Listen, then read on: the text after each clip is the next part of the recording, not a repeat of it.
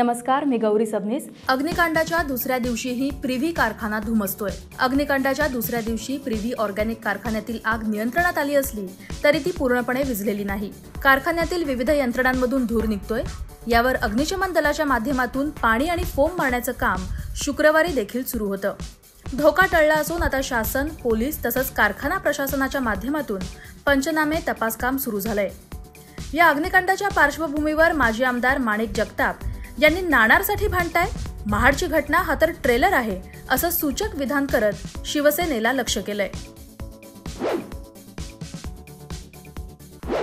नवी मुंबईत serial rapist फिरतोय मोकाट।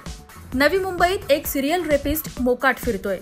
त्यानं आतापर्यंत नवी मुंबईच्या विविध भागातील 8 अल्पवयीन मुलींवर लैंगिक अत्याचार केलेत। गेल्या 1.5 ते 2 वर्षांपासून पोलिसांना गुंगारा देणाऱ्या या विकृत तरुणानं नेरूळमधील आणखी एका 12 वर्षीय शाळकरी मुलीवर लैंगिक अत्याचाराचा प्रयत्न केलाय।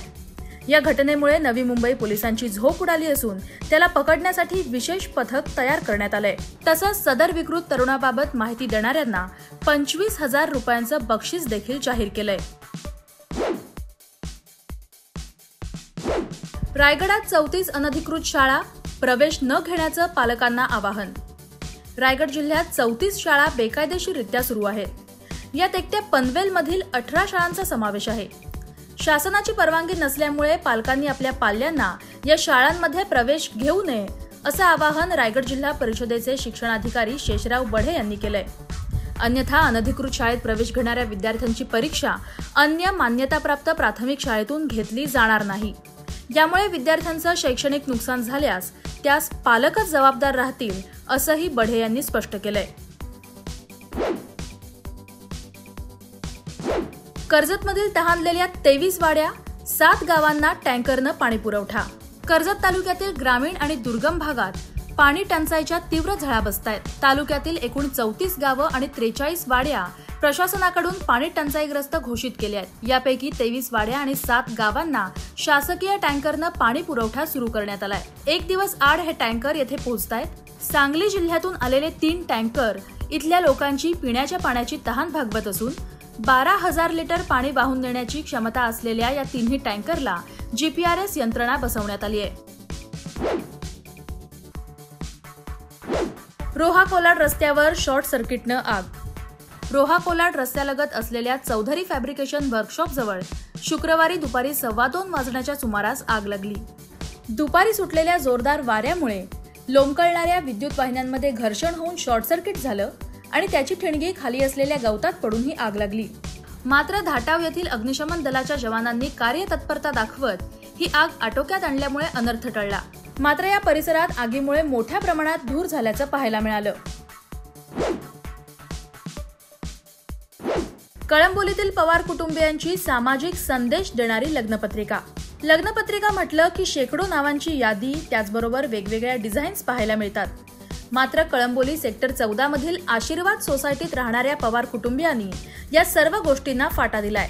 भैरू पवार आणि त्यांची पत्नी मंगल या दाम्पत्यानं त्यांची मुलगी स्नेहलच्या लग्नपत्रिकेत मुलगी वाचवा, पाणी बचत या संबंधी संदेश दिलाय। याच तालुक्यातील मुकेश गायकवाड बरोबर स्नेहल येत्या 11 मे रोजी विवाह बंधनात अडकणार आहे। पवार कुटुंबानं या मंगल कार्याच्या निमित्तानं सामाजिक बांधिलकी जपण्याचा प्रयत्न केलाय।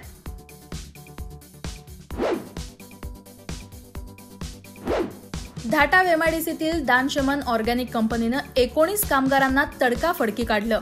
रोहा तालुक्यातील धाटाव MIDC क्षेत्रातील दानशमन ऑर्गॅनिक प्रायव्हेट लिमिटेड कंपनीनं 33 पैकी 19 कायमस्वरूपी कामगारांना कामावरून तडकाफडकी कमी केलंय। कंपनी व्यवस्थापनाच्या मनमानी कारभारामुळे कामगार वर्गावर बेकारीची कुऱ्हाड कोसळली असून कुटुंबियांवर उपासमारीची वेळ येऊन ठेपली आहे। अँथिया कंपनी आग दुर्घटनेनंतर काही घातक कंपन्यांची शोधमोहीम आणि धोकादायक कंपन्यांवर कारवाई होण्याची भीती निर्माण झाली आहे। या भीतीपोटी कंपनी व्यवस्थापनानं कंपनी बंद करण्याचा निर्णय घेतला असावा अशी चर्चा MIDC परिसरात होतीये। केंद्राच्या डायरेक्ट पोर्ट डिलिव्हरी धोरणाविरोधात मनसे आक्रमक, 1 मेला करणार खळखट्याक। केंद्र सरकारच्या डायरेक्ट पोर्ट डिलिव्हरी धोरणाविरोधात मनसे आक्रमक झाली आहे। DPT धोरण रद्द करा, अन्यथा 1 मे रोजी प्रशासनाविरोधात खळखट्याक करण्याचा इशारा देण्यात आलाय। DPT धोरणामुळे स्थानिक व्यवसाय ठप्प होणार असतील, बेरोजगारी वाढणार असेल तर त्यावर विचार करावा, असं मनसे नेते बाळा नांदगावकर यांनी जेएनपीटी अध्यक्ष नीरज बन्सल यांना सुचवलं होतं. मात्र जेएनपीटी कडून जबरदस्तीनं डीपीडी धोरण राबवण्याचा प्रयत्न सुरू असून हे खपवून घेणार नाही, असं मनसे वाहतूक सेनेचे अवजड वाहतूक विभाग उपाध्यक्ष दिलीप वाघमारे यांनी ठणकावलंय.